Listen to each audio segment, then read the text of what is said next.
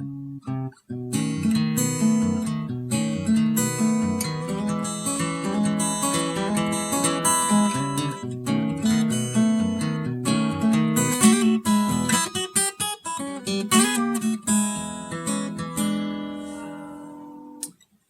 this lesson, I'm going to cover fingerstyle playing, or if you're from the South, finger picking. Um, Even though we don't go into any more detail other than this lesson, I thought it would be important to at least introduce you to this style of playing. It's something that's pretty common in the world of guitar. The rest of this course is all taught, assuming that you're using a pick. And fingerstyle playing is a little more advanced, so it's not something you'd expect to see in a beginner guitar course. But I thought it's important to kind of expose you to that style of playing. So fingerstyle playing happens obviously without a pick. You're using your fingers, and you can see that I'm using, on my right hand. You can actually see that my fingernails are kind of long. I've grown them out on my right hand. That's something that a lot of fingerstyle players do, but it's not something that you have to do. It's probably 50-50. You know, some don't want to walk around with long fingernails, and some don't mind it. I think it helps you just a little bit, in terms of plucking the strings, but it's definitely not a necessity. In fact, I think you actually get a nicer tone when you don't have longer fingernails. When it's just the flesh of your finger, pulling up the string, you don't get quite as clicky of a sound. So this is just my preference to have longer fingernails. But what you end up doing is you put your fingers kind of actually down in between the strings to start with, and so you can really feel where you're at. One advantage to playing fingerstyle is that you can feel the strings. When you're playing with a pick, you're kind of hovering above the strings. And, obviously there's no way to really tell where you're at other than just over time you kind of memorize where you're at. But you can't feel anything through the pick. And when you're playing fingerstyle, you can. So that's one advantage.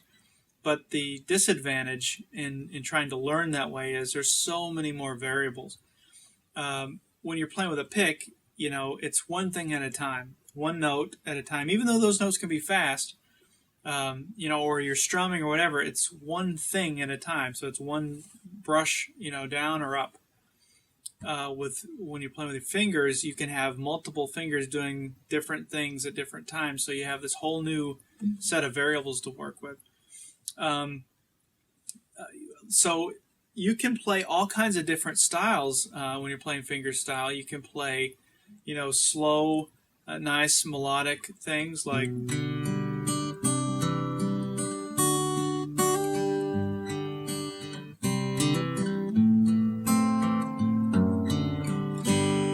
That kind of stuff. You can play, everything from that to, the Delta blues. We think of Robert Johnson. He's a great fingerstyle player from the Delta blues. A lot of those Mississippi Delta blues guys played fingerstyle, but you can do.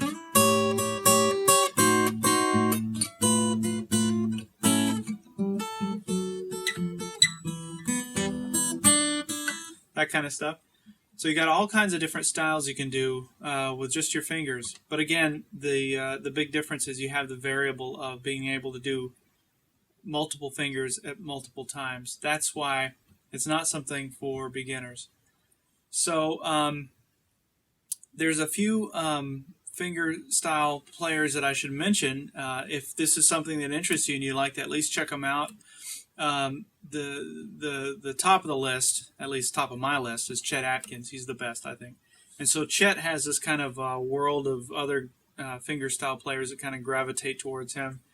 And there's a guy named Tommy Emmanuel who's just top notch. Some might argue that he's better than Chet, but I wouldn't do that. Tommy Emmanuel's great. Jerry Reed, the actor, believe it or not, phenomenal guitar player. So if you can ever, go hit YouTube or whatever, Google, check some of these guys out.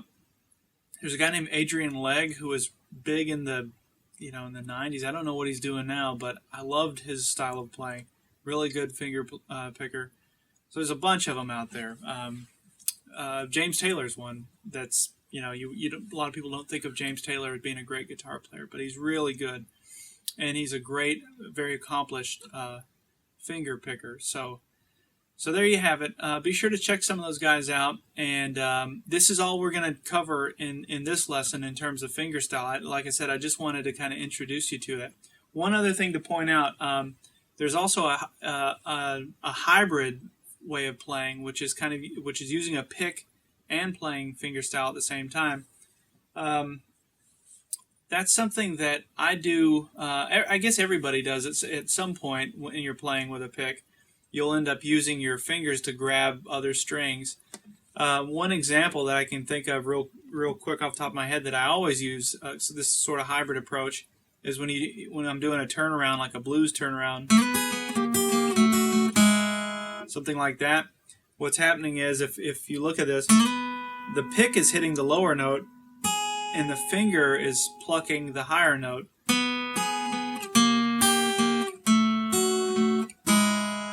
And the reason I'm using that I use a hybrid approach for something like that is, if you're trying to pick each one of those notes apart, which you could do, you have a lot more room for error because your pick is jumping across strings, and I think it's you can play a lot faster and a lot more accurate if you're using your pick and your finger at the same time. So there you have it. There's hybrid playing as well. So there's fingerstyle playing and hybrid playing. Again, I wanted to just kind of point these things out to you and expose you to those styles of playing.